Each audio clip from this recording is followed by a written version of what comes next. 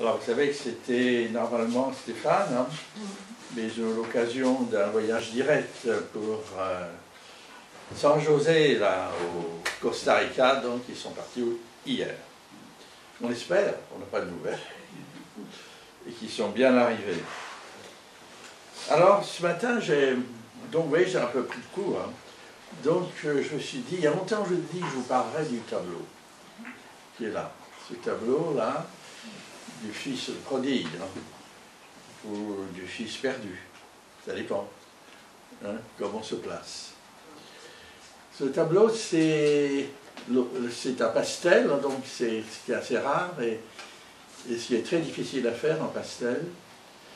Et il a, l'artiste qui l'a fait, c'était un enfant de Dieu, un chrétien, qui s'appelait Arpad Kiss.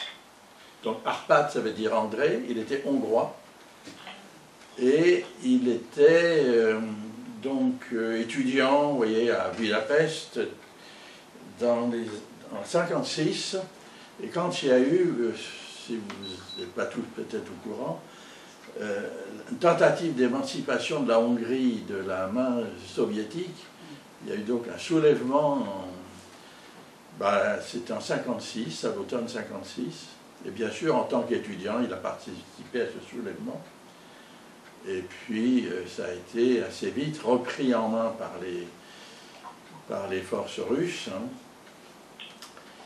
Et il a pu se sauver à Vienne, hein, parce qu'après c'était la chasse, vous voyez. Il a pu se sauver à Vienne, et puis ensuite, comme il était d'une famille aisée, il connaissait le français, donc il est venu à Paris, et il était doué en peinture. Il a assez vite pu trouver une place, vous savez, à Montmartre, là, tu sais, ceux qui font des portraits, et lui, il a amené la méthode de faire des portraits en point, c'est en point pointillé, en point. Donc c'était ce qui ne se faisait pas. Hein. Et il a donc gagné sa vie comme ça, et il a joint une assemblée à Paris, donc les Gobelins, et c'est là que nous l'avons connu quand nous sommes convertis avec mon épouse. Eh bien, il a fait partie de ceux qui nous ont accueillis. Donc on était très liés avec, on a été liés avec Arpad. Maintenant, on est auprès du Seigneur depuis peut-être une quinzaine d'années maintenant. Donc on a le plaisir d'avoir une de ses œuvres. Et ça illustre une parabole. Et une parabole, c'est en fait, c'est un enseignement donné par le Seigneur, imagé, mais qui va, imagé par une scène, ou par une histoire, ou par vous voyez, un fait divers, que le Seigneur va reprendre, hein, on va en voir plusieurs là, et qui va mettre en évidence une vérité. Et ça, c'était la manière d'enseigner du Seigneur. Il a utilisé cette méthode-là, enseigné aussi bien à ceux qui étaient très savants, comme les pharisiens, et à ceux qui étaient publicains, donc les gens humbles du peuple. Il a utilisé la même méthode pour enseigner des vérités, et je pense que c'était une bonne méthode.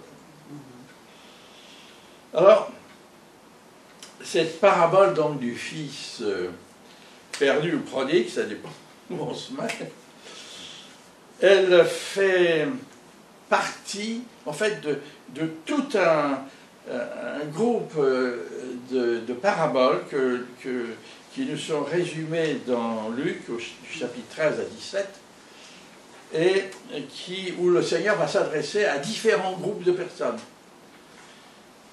Si on parcourt ces 4 chapitres, eh bien, on va voir une succession Luc a rassemblé là une succession de paraboles. Et en fait, ces paraboles, c'est une leçon de vie à chaque fois. C'est une leçon pour vivre dans la lumière et dans la vérité.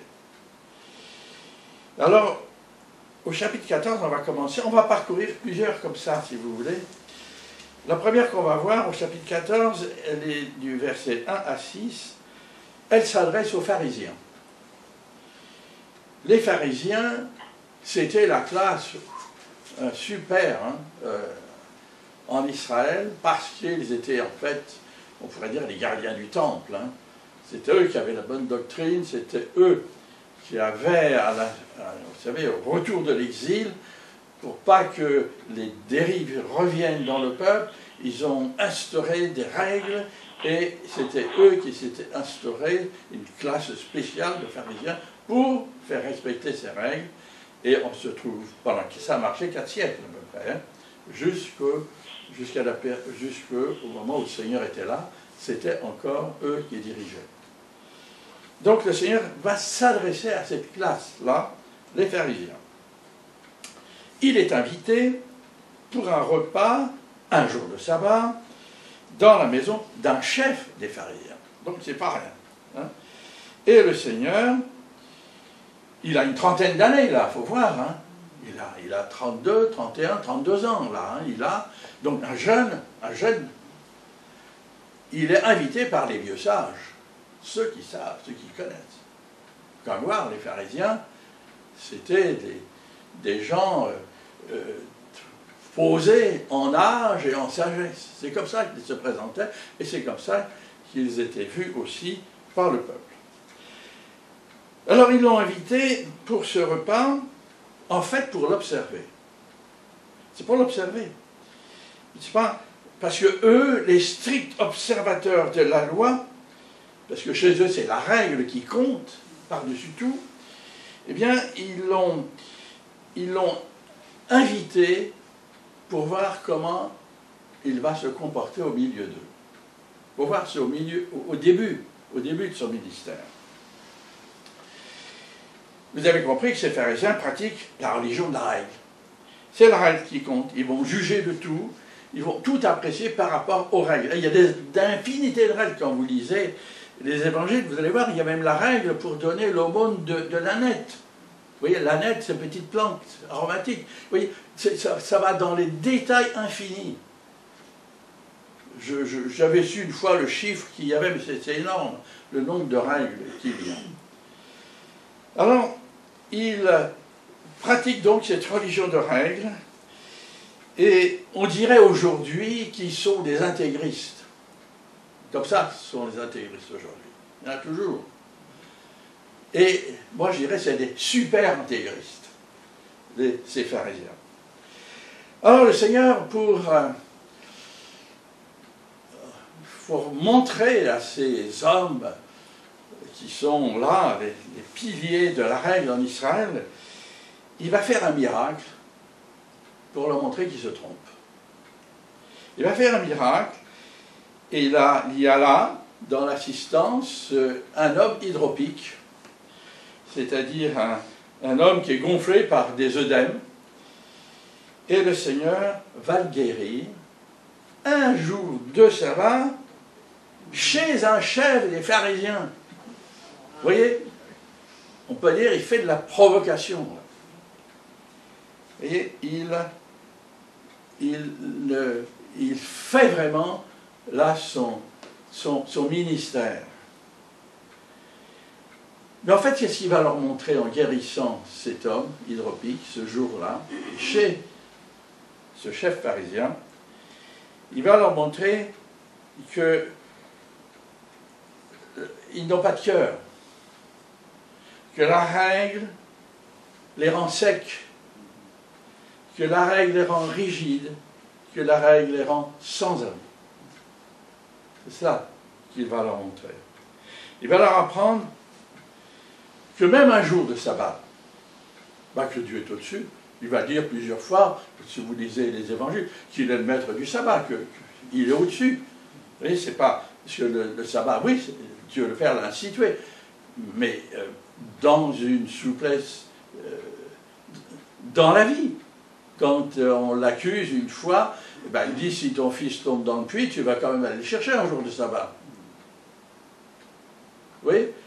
Et c'est ça qui va leur montrer que ce qu'ils vivent, c'est sans amour, sans cœur, sans grâce, dans la dureté des règles. Et c'est ça leur religion. C'est ça qui va leur montrer. Alors, On va aller à la deuxième. Il continue, il est toujours chez le chef des pharisiens, et il va continuer, le Seigneur, par la parabole de l'invité prétentieux, qu'on trouve en Luc 14, 7 à 11. Parce qu'il sait que ces pharisiens aiment être bien en vue. Ils aiment être au premier rang. Ils aiment être à la meilleure place. Il y a un autre passage où il dit qu'ils aiment, dans les rues, s'arrêter à prier avec des grands des grands mouvements de bras, parce qu'ils ont des manches, vous voyez, pour que tout le monde les voit et voit que ce sont des hommes extraordinaires. C'est ça que là, il va toucher. Alors il leur fait remarquer qu'un jour, eux qui se croient toujours au premier rang, ben, ils pourraient se trouver à la dernière place. Et ce qui est inconcevable pour eux, tout à fait inconcevable. Mais il leur enseigne que l'humilité est beaucoup plus utile que d'être au premier rang. C'est ça qu'il va leur enseigner. Et que la dernière place n'est pas du tout infamante. Parce que là, c'est le Seigneur qui va élever plus haut dans la société. Et en fait, c'est plus haut vers Dieu qu'il va élever. Donc, il vaut mieux être humble, et Dieu lui fera monter, et là, ce sera honorifique. La vraie honneur sera là. C'est ça qu'il leur enseigne par cette deuxième parabole de l'invité prétentieux. Le Seigneur apprend aussi à ces pharisiens que nous sommes tous égaux devant la grâce de Dieu.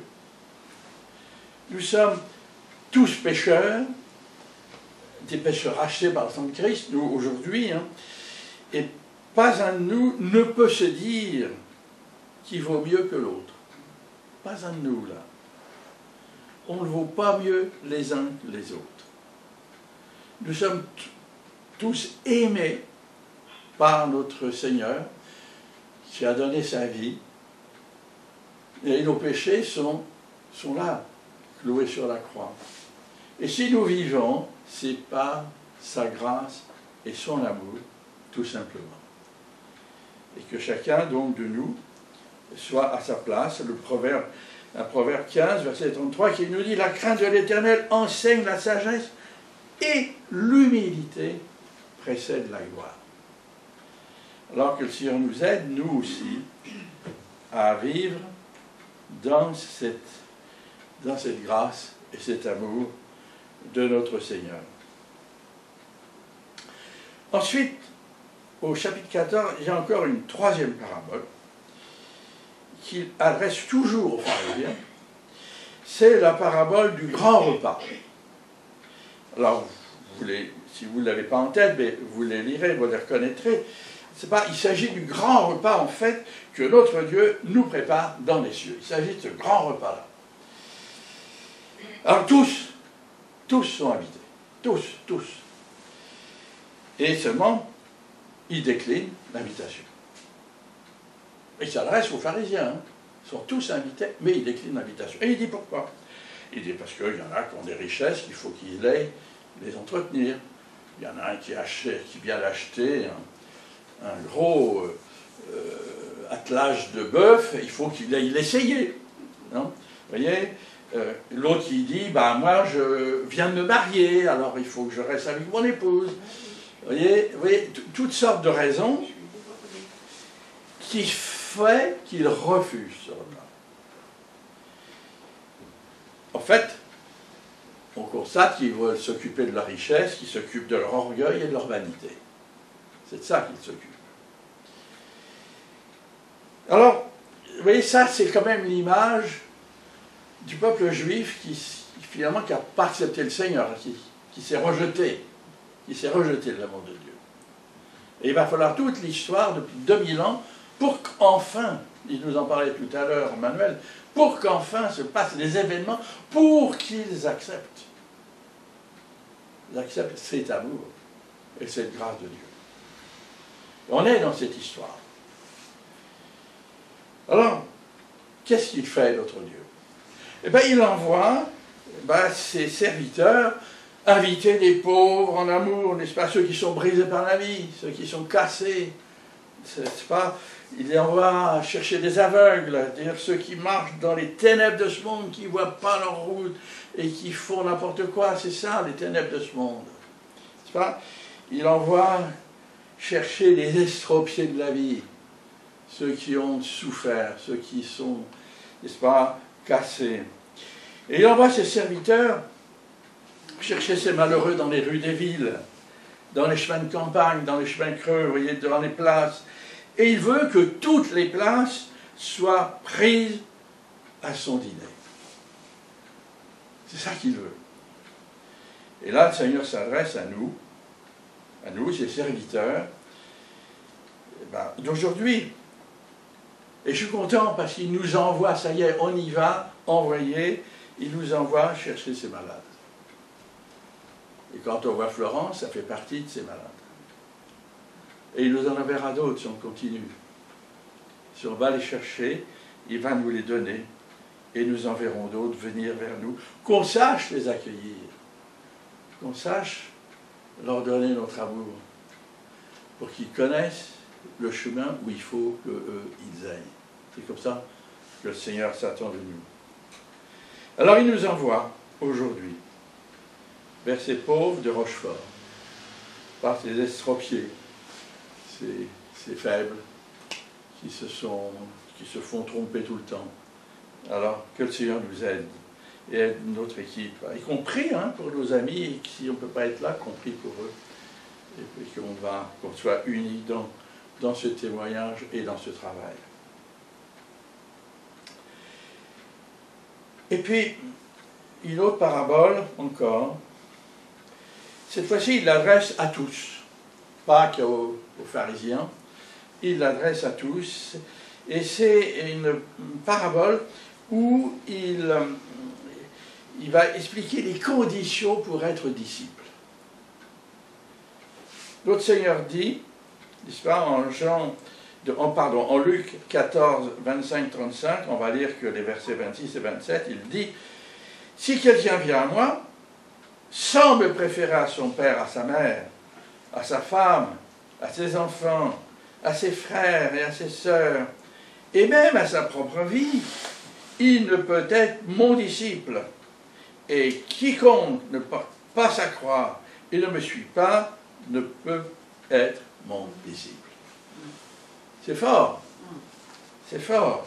C'est fort comme parole. Ça nous bouscule, hein? Qu'est-ce que veut dire le Seigneur, là? Il nous dit que pour pouvoir le suivre, d'abord, il faut qu'on écoute. Un disciple va écouter les enseignements de son maître. Et puis, il faut qu'il les mette en pratique, ensuite, avec la force que le Seigneur va lui donner.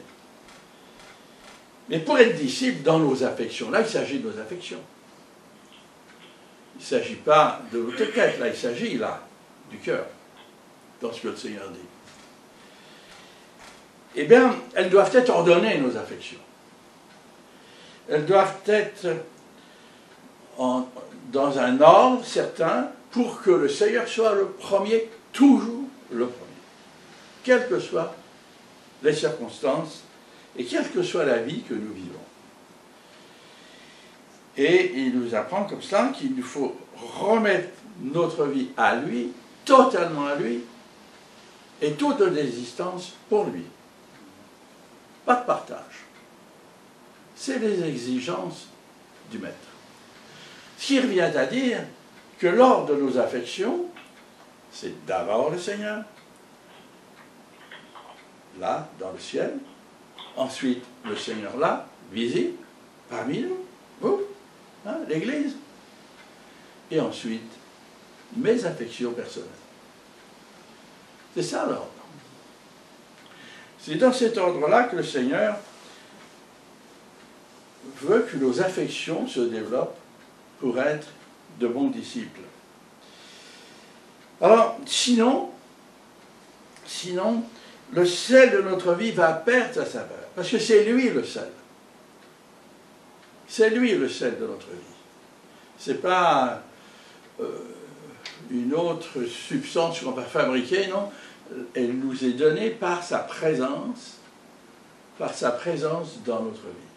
C'est ça qui change tout.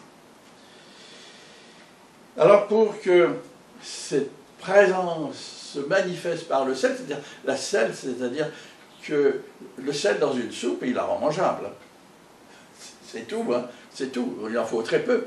C'est pareil, ce sel dans notre vie va nous aider à être rayonnant dans la présence de Dieu, va nous aider à répandre les bonnes réflexions, les bonnes décisions, la bonne atmosphère dans cette vie. Oui, ne pas se mêler au monde de cette vie, mais d'y être à côté, et de permettre à ceux qui courent dans tous les sens autour de nous, et de remarquer, puis d'être attirés vers le Maître, vers le Seigneur. C'est ça que le Seigneur attend, ce sel de la vie qu'il nous donne. Et pour que ce sel de la vie s'exprime, eh bien, il faut qu'il soit le premier servi dans notre vie. Que nous le mettions au premier. Quoi? Ce soit que nous vivions. Il est le premier. Alors, puis il est le premier. Ça ne va pas nous empêcher d'aimer nos parents, d'aimer nos enfants, d'aimer nos conjoints. Vous voyez, cet amour humain va être enrichi dans la présence de Dieu. Et ça va tout changer. Dans notre relation avec les enfants, dans notre relation avec les parents, dans notre relation avec nos conjoints, parce que il est là. Le Seigneur est là. Et si, quand on est deux à s'aimer et à être ensemble, à être mariés, eh bien, c'est le Seigneur qui va nouer le couple. Mais tous les deux, on va mettre le Seigneur en premier. Et c'est comme ça que notre Dieu veut que ça marche. C'est comme ça qu'il nous donne ce qu'il nous enseigne là. Que Dieu nous aide, hein? Que notre Seigneur, qu'il conclut son enseignement, vous voyez, par ce verset. Ainsi donc, quiconque d'entre vous ne renonce pas à tout ce qu'il possède ne peut être mon disciple. Important. On arrive au chapitre 15, où là, on va avoir deux petites paraboles avant de venir à celle qui est exprimée par le tableau, où là, notre Seigneur s'adresse à un autre public. Il s'adresse à des publicains, à des gens de vie modeste, mais les pharisiens sont quand même là. Ils sont quand même là, et les scribes sont quand même là, parce qu'ils sont toujours là pour épier l'enseignement du Maître. Toujours, toujours, toujours là. Et les trois paraboles de ce chapitre mettent l'accent sur la repentance et la grâce. Les trois. La première parabole, qu'on trouve dans les 7 premiers versets du chapitre 15, c'est la brebis perdue. Un berger, et il raconte une histoire, le Seigneur, un berger avait 100 brebis, et puis une de ces brebis s'égare, elle s'éloigne du troupeau, elle ne vit plus dans la proximité du troupeau, elle est plus grave, elle s'est séparée du berger qui prenait soin d'elle. Ça, c'est encore le plus grave.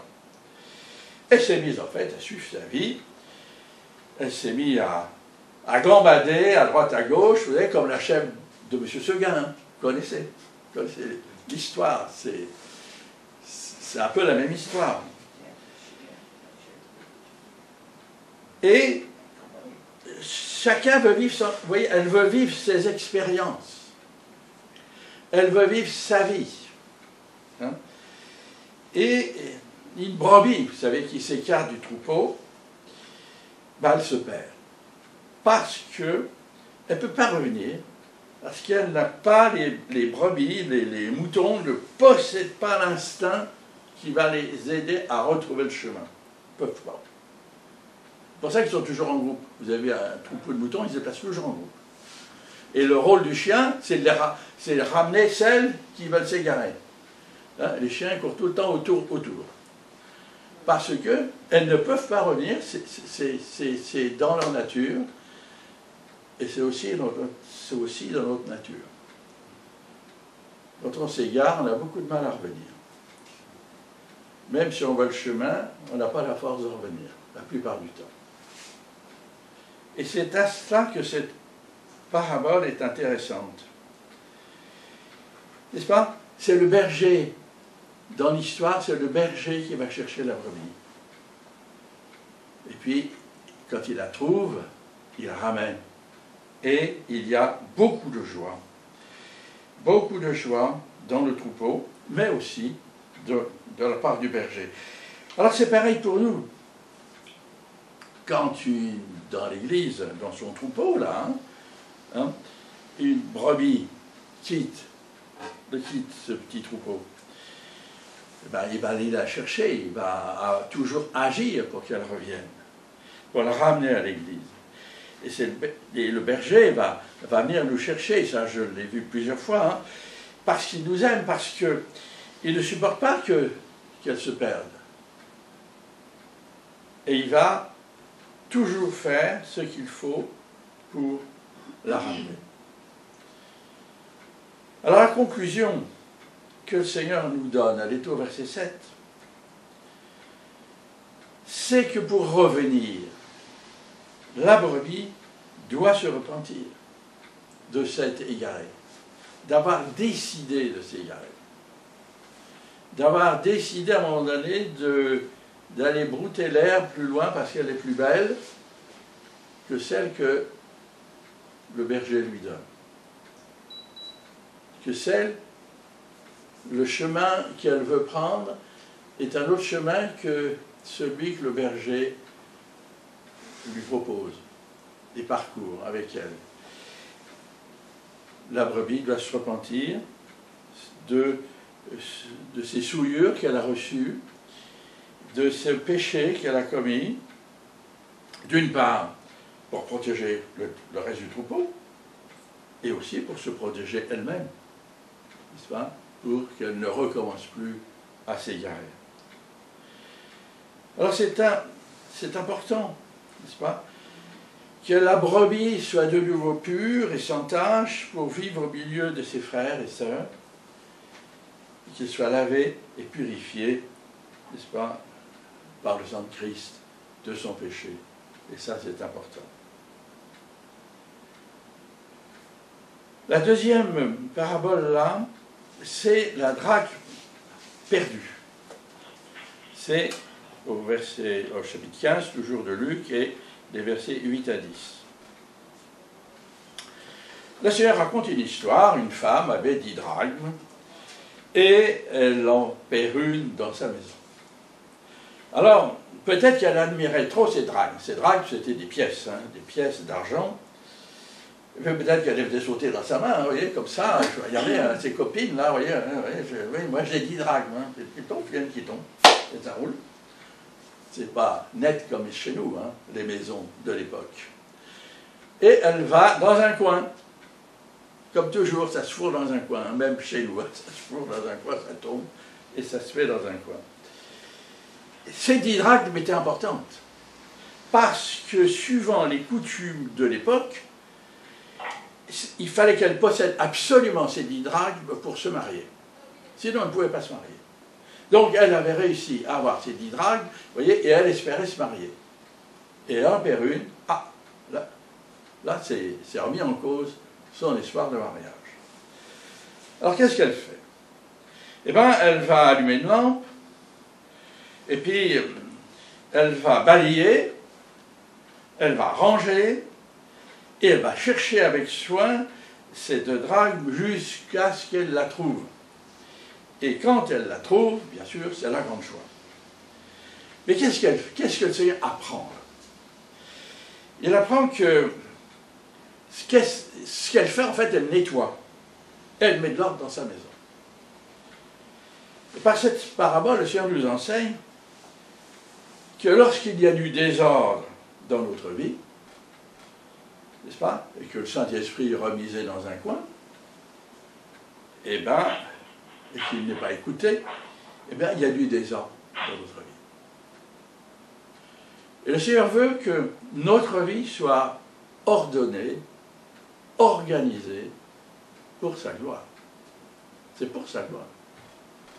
Et souvent, ça va nous obliger à changer des manières de faire, des habitudes, des choses qu'on a apprises dans la famille, et qu'il va falloir modifier, arrêter, parce que ça ne va pas avec ce que le Seigneur veut vivre, parce qu'il veut vivre avec nous dans nos cœurs et aussi dans la maison.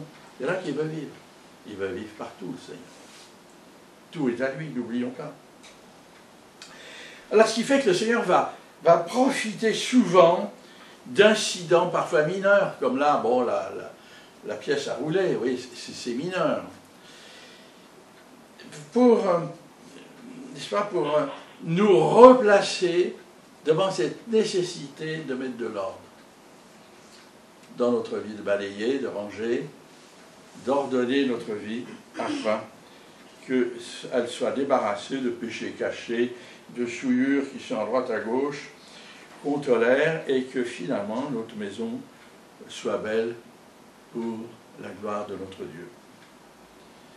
Alors vous voyez, là aussi il y a un appel à la repentance, de reconnaître qu'on s'est trompé, ou on a résisté à l'Esprit, au Saint-Esprit, on n'a pas laissé faire les choses, on s'est dit mais non, moi je connais, moi je sais faire, bah, mais mes ancêtres faisaient comme ça.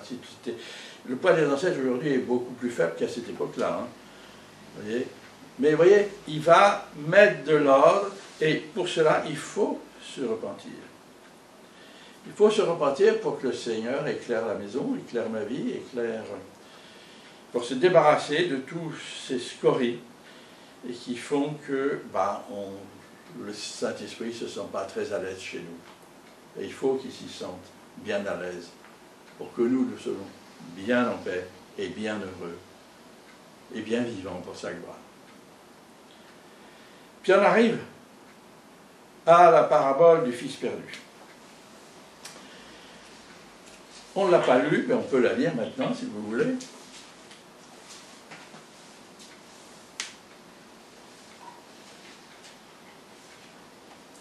Parce qu'elle est intéressante.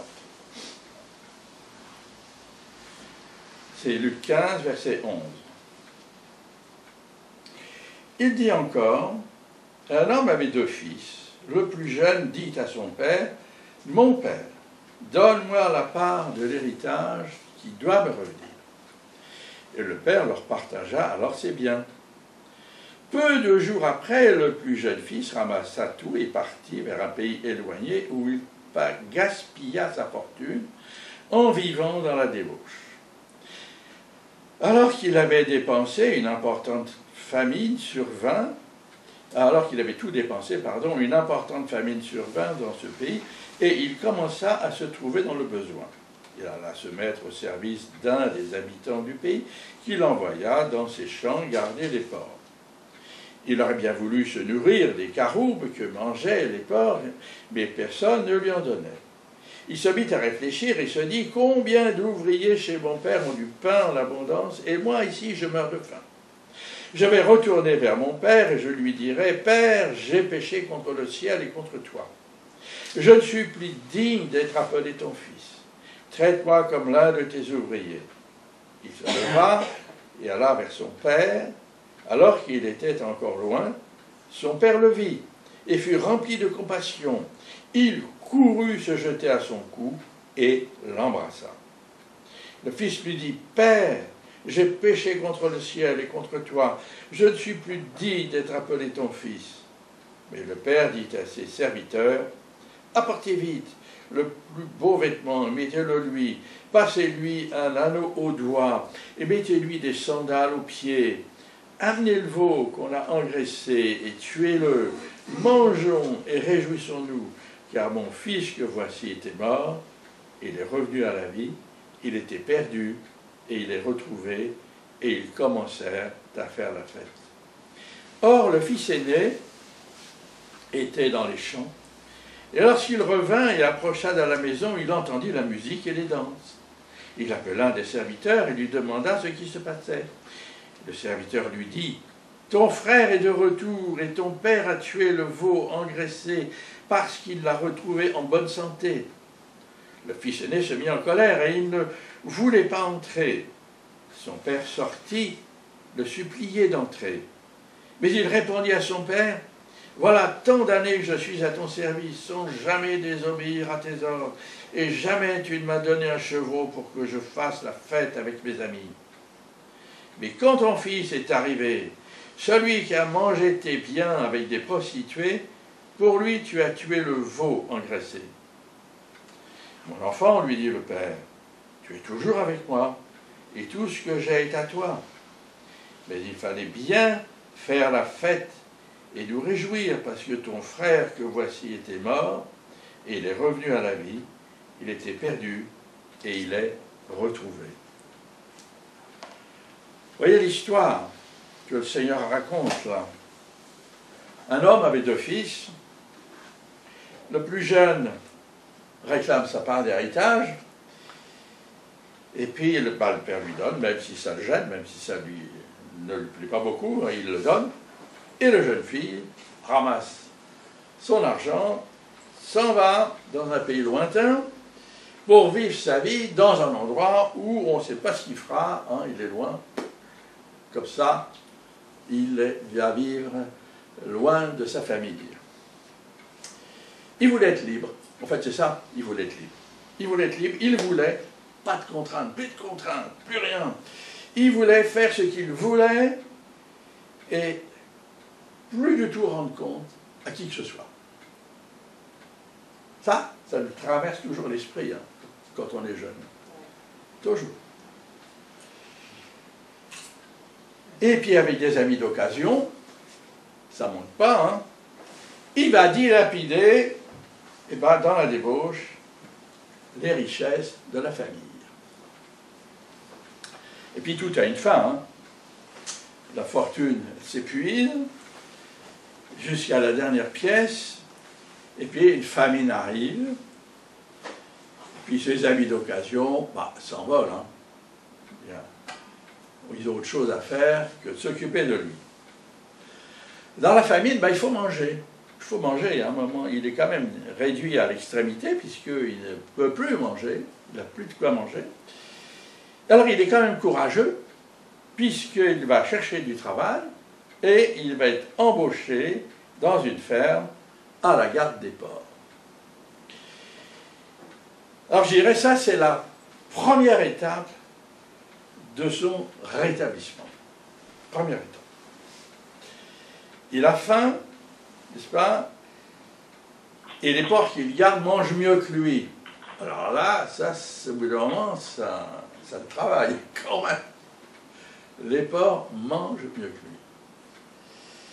Et à force de les voir manger mieux que lui, et lui d'avoir faim, eh bien, il se dit quand même, le film est terminé. C'est fini. Je ne peux pas continuer comme ça.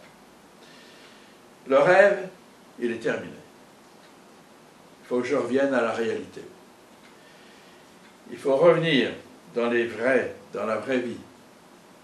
Et ça, c'est la deuxième étape. Deuxième étape du rétablissement. Le jour où on se rend compte que ça ne peut pas continuer comme ça, mais il faut revenir. Il y a toujours un moment quand on est rétrograde où le Seigneur dit « Maintenant, ça suffit. Maintenant, on arrête de jouer. Tu dois choisir maintenant. Ou tu continues dans ta chute, ou tu reviens à la maison. » C'est ça que le Seigneur nous enseigne. Et l'autre jeune homme, le texte nous dit, il est rentré en lui-même, donc il a fait l'introspection. Il s'est analysé. Et en faisant cette analyse, il a vu qu'il avait tout échoué, tout raté, tout gâché, tout foutu. Et à ce moment-là, il n'a plus d'autre choix que de revenir à la maison. Et ça, c'est la troisième étape du rétablissement. Ce qui implique, vous voyez, qu'il doit refaire tout le chemin qu'il a parcouru, mais là, il va le faire en sens inverse. Et ce chemin qu'il va refaire maintenant va l'amener vers son Père. Ça ne peut pas être autrement. Et il le sait. Et il avance pour retrouver la paix, parce qu'il n'a plus la paix. C'est fini, il n'a plus la paix. Pour retrouver la paix, il n'y a que son Père qui peut la lui redonner. N'est-ce pas? Quand on est rétrograde, il faut remonter le chemin. Le chemin qu'on a descendu, il faut le remonter. C'est ça qui va nous rendre conscients du péché qu'on a fait, hein, qu'on a vécu. C'est ça qui va nous rendre compte, nous faire prendre conscience de ce péché. Et quand il arrive là, c'est ça le dessin. Vous voyez, il arrive, il est là à droite, il se cache, hein, il est honteux. Il a un miracle. Le Père le voit. Et le texte nous dit que le Père court l'accueillir. Vous voyez l'image, Dieu va venir nous accueillir, il va courir. C'est la seule fois dans l'Écriture où il court, Dieu. Il court pour accueillir celui qui se repent, celui qui revient à la maison et celui qui reconnaît qu'il s'est trompé, celui qui reconnaît qu'il est pécheur et qui le confesse. Il dit tout de suite, il n'a pas d'autre mot, mon Père, j'ai péché contre le ciel et contre toi, je ne suis plus digne d'être appelé ton fils, je ne suis plus rien, rien. Et le Père va le rétablir. Vous voyez, il va le rétablir, n'est-ce pas? Il va lui dire, voilà, donnez-lui un habit, donnez-lui des sandales, redonnez-lui l'anneau. L'anneau, c'était qu'il retrouvait sa place de fils. C'était ça, c'est ça que ça voulait dire. Il retrouvait sa place dans la maison. Et on va faire la fête. On va tuer le veau gras. On va faire la fête. Vous voyez, c'est le retour. Ça, c'est la vie spirituelle. C'est la famille spirituelle. N'est-ce pas? C'est la réconciliation. Et cette réconciliation va toujours se terminer dans la fête, parce que voilà, il est revenu, elle est revenue. Voilà, maintenant, on est de nouveau réunis devant, dans l'amour du Père, dans l'amour de notre Dieu, dans sa grâce. Et puis le fils aîné arrive. Lui, il travaille. Hein? Il travaille dans les champs, il fait ses 3-8, comme il faut, hein? Et il rentre à 6 heures le soir. Et qu'est-ce qu'il entend? On fait la fête. Ah, on m'a rien dit. Qu'est-ce qui se passe? Alors, il se renseigne, il ne va même pas à la maison, hein. Il se renseigne, un serviteur qui lui dit, bah, ton frère est revenu, alors il est en bonne santé, ça veut dire qu'il est rétabli. Il est rétabli, alors on fait la fête. Ton père a décidé de tuer le veau gras. Alors le fils aîné, là, c'est un intégriste, lui, hein. Il ne comprend pas. Il ne comprend pas qu'on puisse faire la fête pour son frère, son petit frère, là, qui a mangé tout le bien de la famille. Il ne comprend pas. Pour lui, il faut le condamner.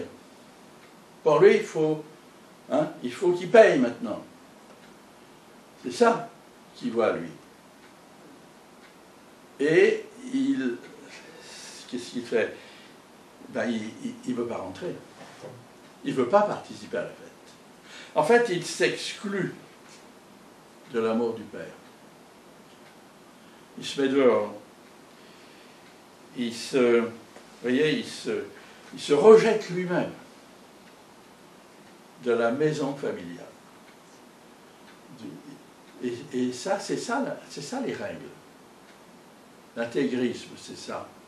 On se rejette. Les règles sont plus fortes que la vie. Mais ce n'est pas vrai. C'est la vie qui est plus forte que les règles. C'est la vie. La vie avec Dieu. Bien plus forte. Et c'est le péché qui arrive comme ça. Le péché arrive. Le péché divise toujours. Le péché va diviser la famille. C'est le cas, là. Dans l'histoire, ça divise les églises. Ça divise entre frères et sœurs. Il y a combien de bagarres dans les églises? Parce que, voilà, il y en a un qui se croit plus haut que les autres. Vous voyez, c'est fou. Et il faut lutter contre le péché pour préserver nos familles et nos églises. Alors, vous voyez, le frère, au lieu de retourner dans la famille, il s'est éloigné, ben, il n'a plus qu'une chose à faire, comme son petit frère, il faut qu'il revienne et qu'il se repente. S'il veut revenir dans la famille, voilà. Son cœur a été dévoilé par le retour de son petit frère. Et pour revenir dans la famille, il n'a pas d'autre choix pour retrouver la communion de la famille, pour retrouver sa place, que de se repentir de son péché, de l'égalité, de l'égalisme. Il n'a pas d'autre choix. Alors, vous voyez, ce sont des leçons de vie que le Seigneur nous enseigne à travers ces paraboles. Et en fait, c'est des leçons pour nous de vie nouvelle. N'est-ce pas? Des leçons de la vie du royaume de Dieu. On est vous voyez, petite antichambre du royaume de Dieu. On est un point de, comment dire, un point d'ancrage ici à Rochefort du royaume de Dieu. Et s'attend, le Seigneur, à ce que nous vivions dans cet amour, dans cette liberté, mais autour de lui et avec lui et pour lui, et pas autrement. Vous voyez? Dans ces paraboles, le Seigneur il parle de quoi? Ben, il parle d'humilité, il parle de service, vous voyez, il parle de consécration, de repentance, il parle de tout cela. Il parle aussi de pardon, de réconciliation, de joie, de grâce, d'amour, et de fête aussi, vous voyez. Il y a la fête aussi. Tout cela, il en parle. Parce que c'est tout cela que est fait notre vie. C'est de tout cela que c'est fait. C'est la vie familiale ou la vie d'église, c'est fait de tout cela. Et le Seigneur veut nous aider à bien vivre notre vie nouvelle dans toutes ces circonstances, à la maison, au travail, à l'église, hein, de façon à ce qu'il soit glorifié et qu'il soit toujours le premier honoré et le premier aimé et le premier servi. Et le reste suivra, le reste va trouver sa place parce que le Saint-Esprit va s'occuper de nous façonner pour que ça s'accorde et ça se mette en place harmonieusement avec ceux qui sont autour de nous. Alors que le Seigneur nous aide à vivre cette vie-là, on va lire, pour terminer, 3 versets là, dans 1 Jean. 1 Jean, chapitre 5. Versets 11 à 13.